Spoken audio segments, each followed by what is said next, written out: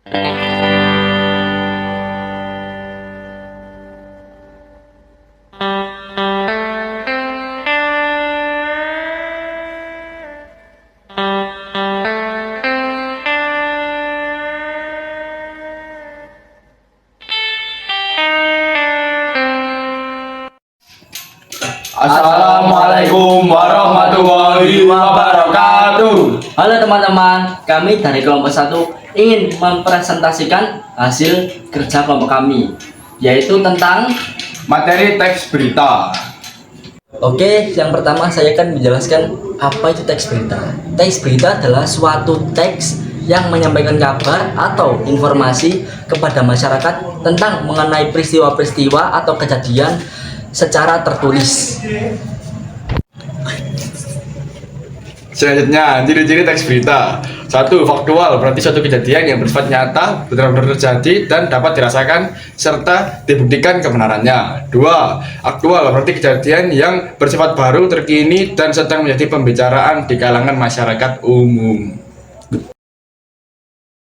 Oke, selanjutnya adalah dalam teks berita termuat unsur-unsur berita yang meliputi unsur adik simbah.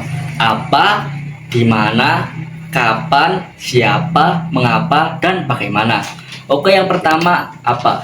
Unsur ini membahas soal peristiwa atau kejadian yang dibahas dalam berita. Yang kedua, di mana? Unsur ini menjelaskan keterangan lokasi kejadian. Yang ketiga, kapan?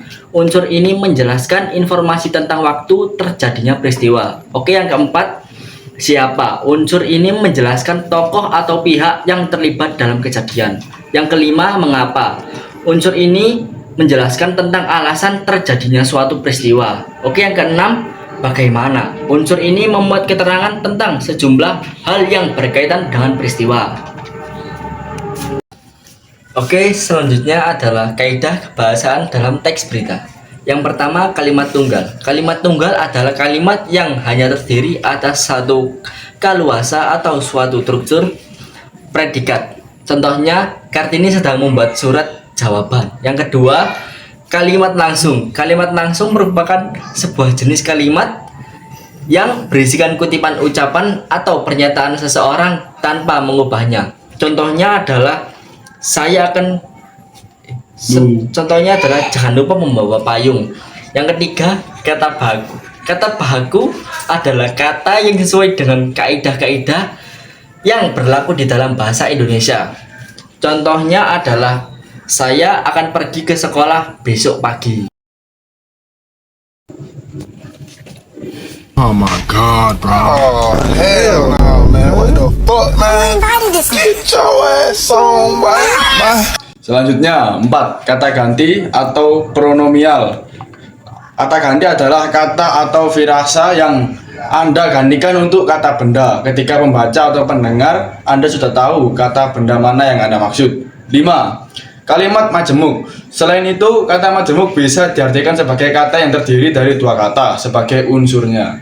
5. Konjungsi atau kata penghubung. Kata konjungsi atau kata penghubung adalah ungkapan penghubung antar kata, antar frasa, antar klausa, dan antar kalimat. Dan contoh kata ganti adalah aku, kau, dia, sini, itu. Dan contoh kalimat majemuk adalah Ferry main di depan rumah lalu makan masakan ibunya. Konjungsi, Arya mengukus ubi sedangkan Dea memarut kelapa.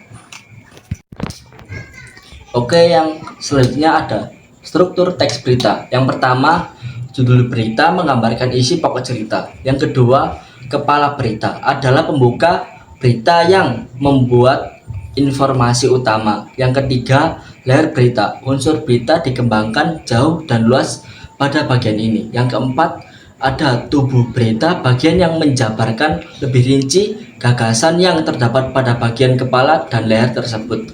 Yang kelima, kaki berita, bagian yang membuat kesimpulan berita dan informasi. Yang terakhir, langkah-langkah menulis teks berita. 1.